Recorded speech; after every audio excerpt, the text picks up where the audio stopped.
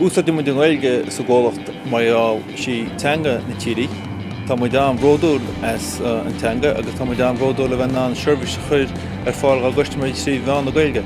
Tá mu tríocha bliana ar a bhód i mbeanach agus thugla muid níos mó Gaeilge a úsáid sa ggólacht.